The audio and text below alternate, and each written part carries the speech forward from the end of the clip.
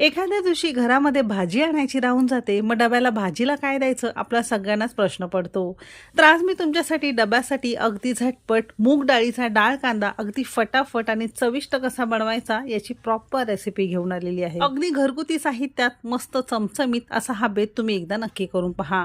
Recipe नेहमीप्रमाणे भरपूर टिप्ससह तुमच्यासोबत मी शेअर केलेली आहे, म्हणून ती अगदी शेवटपर्यंत नक्की पहा.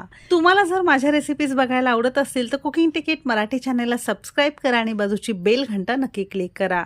चला तर मग वेळ न घालवता रेसिपीला सुरुवात करूया. मुगाच्या डाळीचा डाळ कांदा बनवण्यासाठी सगळ्यात पहिल्यांदा इथे आपण अर्धा कप आणि वजनी म्हणाल तर साधारणतः 100 ग्राम प्रमाणात कच्ची मुगाची डाळ 2 पाण्याने स्वच्छ धुवून घेतली आणि अर्धा तासासाठी साध्या पाण्यामध्ये भिजत घातलेली आहे.